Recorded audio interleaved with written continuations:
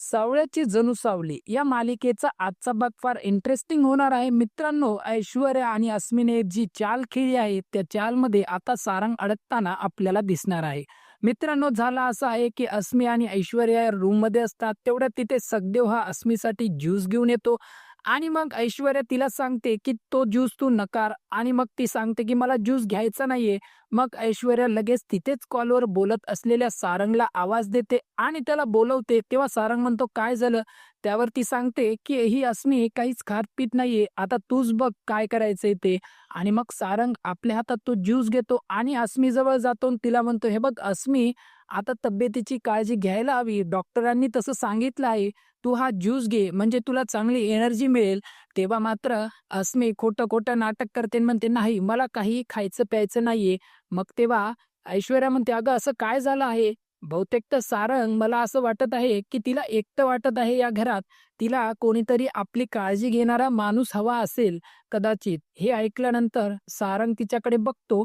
मग तेव्हा अस्मी म्हणते, हो मला तर या घरामध्ये राहावंसं पण वाटत नाहीये, माझं जीणच नकोसं झालंय मला. तेव्हा सारंग म्हणतोय, बघ तू टेन्शन घेऊ नको, काळजी करू नकोस, तब्येतीची काळजी घेणं हे सगळ्यात महत्वाचं आहे आता. त्यावर ऐश्वर्या म्हणते, सारंग मला काय वाटते की या घरामध्ये ती आता थोडं बोर झाली आहे आणि आपल्या घरामध्ये जे काही चालू आहे त्याला ती कंटाळली असे. तू एक काम करतोस का? तू हिला घेऊन बाहेर जातोस का? त्यावर सारंग म्हणतो, ठीक आहे. कारण सारंगचा देखील नाईलाज झालेला असतो. त्यामुळे तो म्हणतो, ठीक आहे अस्मी, आपण दोघे बाहेर जाऊयात. तू लवकर आवर. आणि मग सारंग तिथून निघून जातो. तर इकडे अस्मीला मात्र आनंदाने उड्या मारू लागते आणि ती ऐश्वर्याचे आभार देखील मानते. पुढे आपण बघतो, अस्मी आणि सारंग हे दोघे जण बाहेर जातात. तेव्हा शिवपुरीच्या गाड्या दिसल्यामुळे अस्मी त्याला थांबायला सांगते. ती खाली उतरते आणि सारंग गाडी पार्क करायला जातो. तेवढ्यात अस्मी ऐश्वर्याला कॉल लावते आणि म्हणते, सगळं काही व्यवस्थित वर्क होते, पण मला आता कळत नाहीये की पुढे काय करू. मग तेव्हा ऐश्वर्या म्हणते, बघ मी जबरदस्त प्लॅन करून ठेवला आहे, तू काहीच काळजी करू नको, तुला फक्त एवढंच करायचं आहे. आता तिथे काही गुंड येतील, तुझी छेड काढतील, तेव्हा तुला असं दाखवायचे की तुला खूप भीती वाटली आहे आणि तू सारंगच्या गळ्याला पडायचा आहे. सारंगच्या जवळ जाण्याची एकही संधी तुला गमवायची नाहीये. हे ऐकल्यानंतर अस्मीला फार बरं वाटतं आणि मग पुढे प्लॅन वर्क होतो. पुढे हे दोघे जण शेवपुरी खात असतात. तेवढ्यात तिथे काही गुंड येतात. गुंड आल्याबरोबर अस्मीची छेड काढू लागतात. गुंड तिला म्हणतात, की "काय मॅडम, शेवपुरी खाताय का? आम्हाला पण तुमच्या ताटामध्ये खाऊ द्या." हे ऐकल्यानंतर सारंग त्यांच्याकडे रागामध्ये बघतो. अस्मीला वाटतं, की आता सारंग त्यांच्याशी फाईट करेल आणि मग त्यामुळे अस्मी म्हणते, की "हे बघ सारंग, मला फार भीती वाटते." तेव्हा सारंग म्हणतो, "हे बघ काळजी करू नको. हे भुंकणारे कुत्रे काहीही करू शकणार नाही." आणि मग तेव्हा हे परत छेड काढतात. तेवढ्यातच तिकडून पोलीस येतात आणि पोलीस मग अस्मीला विचारतात, "काय हो मॅडम, हे गुंड तुमची छेड काढतायत का?"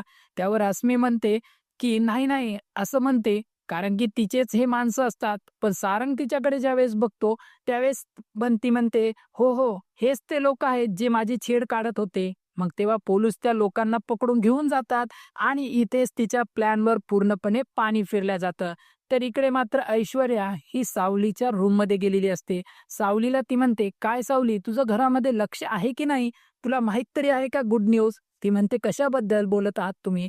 त्यावर ती सांगते, की सारंग आणि अस्मी आता हे दोघे जण बाहेर फिरायला गेलेले आहेत आणि आता येतच असतील बघ. पुढे ऐश्वर्या म्हणते, की सारंगच्या आयुष्यात परत एकदा अस्मीची एंट्री झाल्यामुळे मात्र आता सारंग हा बरोबर ट्रॅकवर आला आहे. अस्मी लवकरच त्याला आपल्या प्रेमाच्या जाळ्यात ओढेल आणि तसंही यांची जोडी योग्य आहे. कारण की अस्मी ही प्रत्येक बाबतीत तुझ्यापेक्षा खूप स्मार्ट आहे. तर या सगळ्या गोष्टींवर मात्र सावलीचा विश्वास बसत नव्हतो. तेव्हा ऐश्वर्या म्हणते, "हे बघ, तुला जर माझं खोटं वाटत असेल की सारंग आणि अस्मी बाहेर फिरायला गेले होते, तर तू एकदा खिडकीतून वाकून बघतेस का?"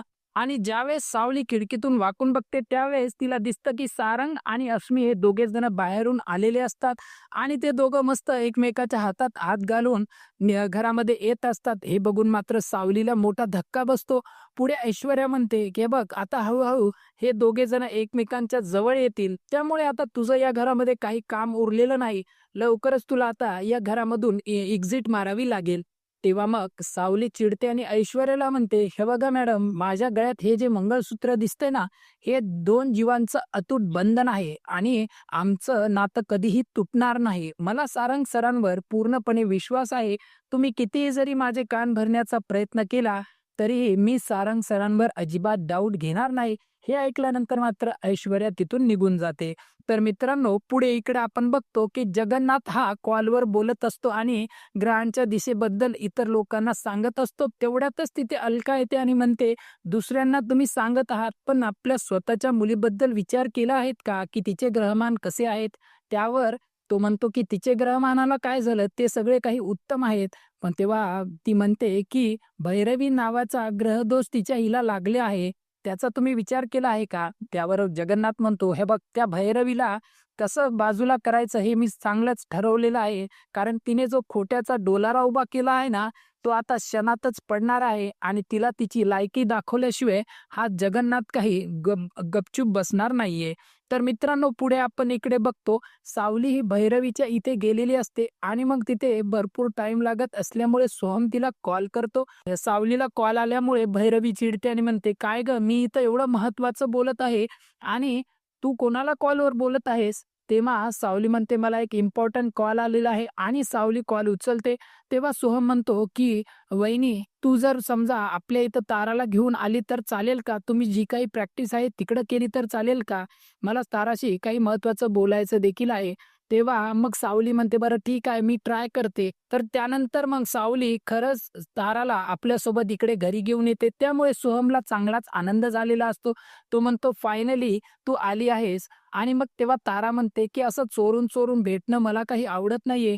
तू लवकरात लवकर काहीतरी कर." तेव्हा सोहम म्हणतो, की "मी लवकरच माझ्या मॉमशी बोलणार आहे." आणि हे सगळं बोलणं मात्र सावली ऐकते. मग तेव्हा सोहम तिच्या हात जोडतो आणि म्हणतो, "हे बघ वहिनी, प्लीज सारंग दादाला याबद्दल काही सांगू नको. त्याला जर कळालं तर पुन्हा काही खैर नाही." मग तेव्हा सावली म्हणते, "हे बघ, तू अजिबात टेन्शन घेऊ नको. मी कोणालाही सांगणार नाही. पण तुम्ही जर इथे बोलत बसला तर मात्र नक्कीच घरातील इतर कोणाला काही कळेल. त्यापेक्षा तुम्ही एक काम करा, तुम्ही गेस्ट हाऊसमध्ये जाऊन बोला." आणि मग हे दोघे जण ज्यावेळेस बोलत असतात, त्यावेळेस लगेच भैरवीचा कॉल येतो. भैरवीचा कॉल आल्यामुळे ताराची चांगलीच तत्पप्प होते. तिला काही सुचत नसतं, की आता नेमकं करायचं काय? तेव्हा सोहम म्हणतो, "तू कॉल उचल, नाहीतर तिला कळेल." आणि मग तेवढ्यात तिथे सावली येते आणि सावली पटकन तो मोबाईल घेते. आणि मग भैरवी तिला म्हणते, की "हे बघ, तुमचं जर झालं असेल, तर ताराला आत्ताच्या आत्ता ताबडतोब घरी पाठव."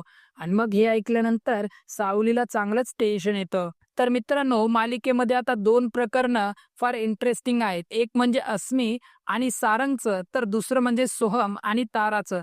तर मित्रांनो, भैरवी सोहम आणि ताराच्या नात्याला परवानगी देईल का? आणि दुसरं म्हणजे आता अस्मी आपल्या वेगवेगळ्या प्रेमाचे रंग बहरून सारंगला आपल्या प्रेमात अडकू शकेल का? आता हे पाहणे फारच इंटरेस्टिंग होणार आहे.